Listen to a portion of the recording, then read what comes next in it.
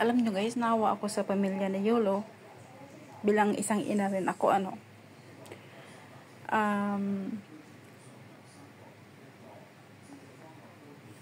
para bang na-squatter sila. Hindi sila binigyan ng halaga bilang isang pamilya at magulang na naggabay at nag-aruga. Ginabayan hanggang sa paglaki at sa kanyang pangarap at sa isang iglap dahil sa pera, nagbago ang lahat. Sobrang sakit yun, di ba? Pero hindi natin maiwasan eh. Dapat kung isa ka ring anak, huwag kang magpasulsul ng kahit kanino. Mahalin mo ang iyong magulang, ang iyong ina at ama. Dahil guys, hindi tayo forever. Naiiyak ako talaga sa totoo lang. Kasi guys, hindi tayo forever sa mundong ito. Yan ay pera lang. Kumbaga, aburluloy lang yan sa buhay. Dignidad or whatever. Pero ang pagmamahal mo sa iyong mga magulang, kailangan i-maintain mo yan. Dapat nga magpasalamat kay. Diba? Kaya ko nagawa ang comment na ito. Tignan mo si Manny Pacquiao. Hindi niya pinabayaan ang nanay niya. Minahal siya. Dapat kahit nga yung yung manugang niya, minahal din ang kanyang mother-in-law. Ganon yun. Kasi kumbaga stranger ka lang nung una. Yung magulang kasi ay magulang. Yun ang nagpalabas sa'yo dito sa mundong ito. Sa totoo lang, nasasaktan din ako. Bilang isang ina. Yung iba kasi walang kaalam-alam. Lalo na yung mga single pa dyan na hindi pa nakaranas ng buhay. Kung ano ang meron tayong buhay. So, yan. Ito ang masasabi ko. Magsisisi din yan sa huli. Pamilya po ang mahalaga. Yung ibang tao, kailangan ka lang kung mayroon ka. Kung ako ang pamilya ni Yolo, hayaan na lang si Yolo doon. Nakita nila kung ano meron ang anak nila. Pagkatapos ng lahat ng ginawa ng magulang niya, kaya ko nasabi ito. Kaya ina din ako. At may nakilala ko na isang pamilya. Pagkatapos niya nanalo ng $1,000,000 of HKD sa linya pamilya, itinakwil niya. Katwiran niya, she's have her own family. Sakit yun, di ba? Ang magulang gagawin ang lahat para sa mga anak. Pero minsan, ang anak ay nabulag ng evil eyes dahil sa pera. Totoo po yan. Totoo po yan.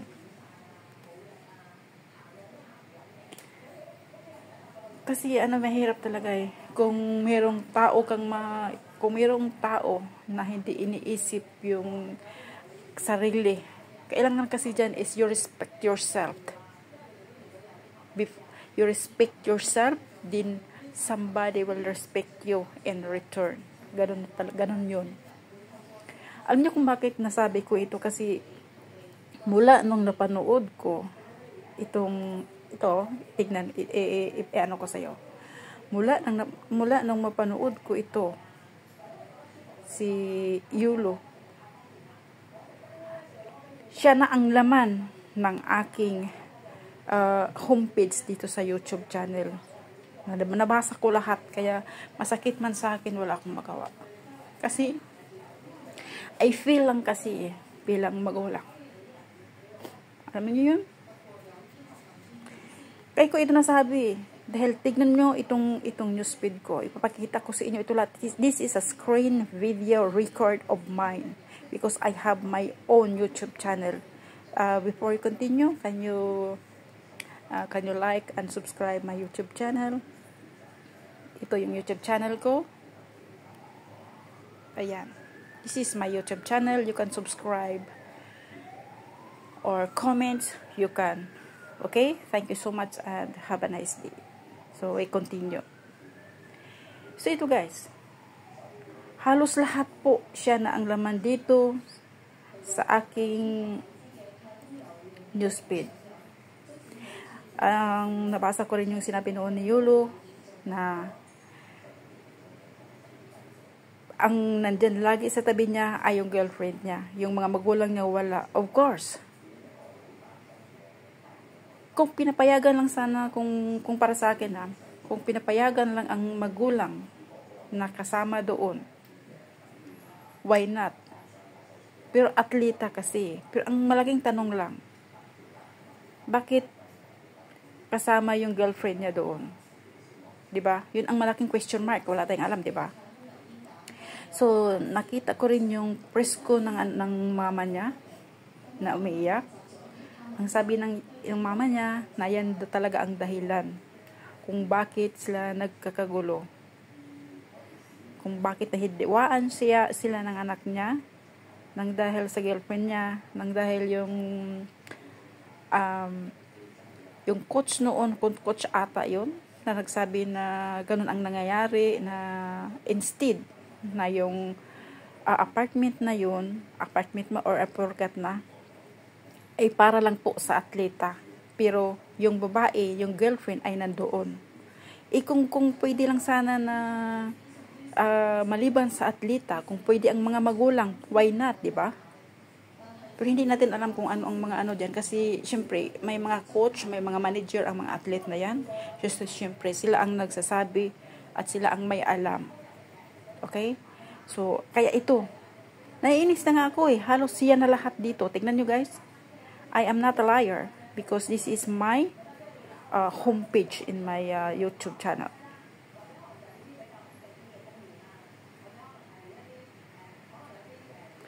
Yan. Naawa talaga ako sa nanay niya eh. Kasi yung magulang mo ay magulang. Kung ibang tao, malamang, huhot-hotin ang pera. Okay? So, it's really sad. Nang dahil sa pera ay nagkakagulo, nagkakawasak-wasak yung magandang samahan. Kasi na ano ko rin yan eh. Yung sinasabi ko sa comment, guys, hindi yon Pilipino. Okay? Hindi yon Pilipino ang sinasabi ko noon. So, meaning, hindi lang po Pilipino ang may problema sa ganitong klaseng about pera, about money. So, tingnan nyo.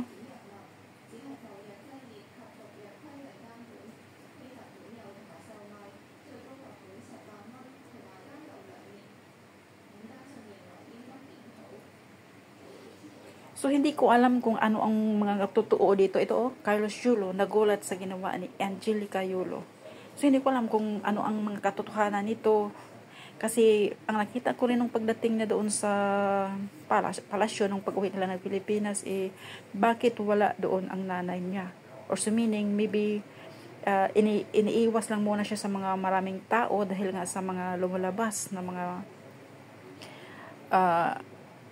yung lumalabas na hinuwaan nilang dalawa ng mga ng pamilya. Pero masakit din yun, di ba? Pero sa bagay, buhay nila yun. Kasi ito ngayon si athlete natin, si Carlos Yulo, ay hindi na yun basta-basta makalabas ng siya lang mag-isa. Kailangan siyang may mga bodyguard to protect himself. Ayan. Yan guys. Trending po siya, halos yan na lahat dito sa aking newsfeed. Kahit nga yung mga short videos na nandito, siya na po lahat. So, kaya nasabi ko ito. Ayan. Halos siya lahat. Oh. Tignan nyo. Siya na lahat. Oh. Tignan nyo guys. I am honest. So, kaya nga kung minsan, kasi hindi ko alam suggested ito ng ng YouTube. Na YouTube yung mga videos ko wala nang nanonood dahil siya na ang laman lahat. See? Kaya nabasa ko lahat. Ayan. Kaya masakit para sa masakit para sa akin yung mga nangyayari sa kanilang dalawang mag-ina, sa kanilang pamilya. So guys, thank you so much for watching, for always there for me. Like and share and subscribe my YouTube channel. Pinakita ko na sa inyo, ibalik natin. So, ito yung YouTube channel ko. Ayan, sa YouTube channel ko, Cell TV Rose 13. Or i-search nyo lang iyang Rose 13185 or Cell ITV Rose 13. Yan lang po. Maraming salamat at mabuhay Pilipinas. God bless. Bye-bye.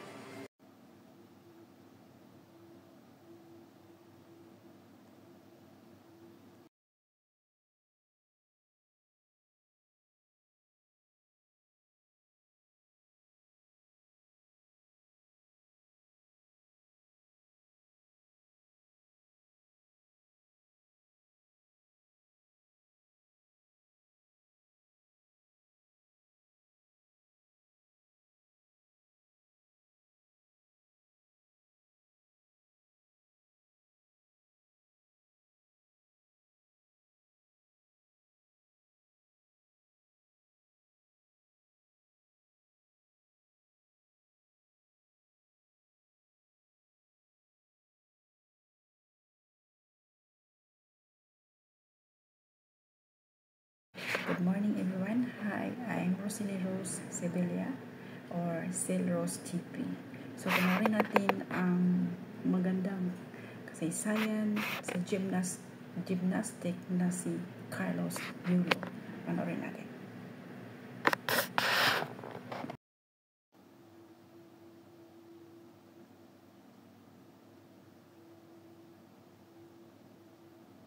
At kung bago ka pa lang sa aking channel, please like and subscribe. Thank you!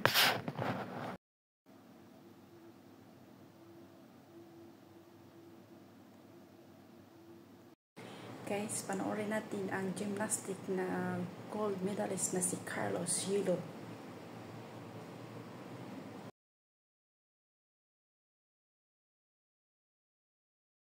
Good morning everyone. Hi, I'm Rosalie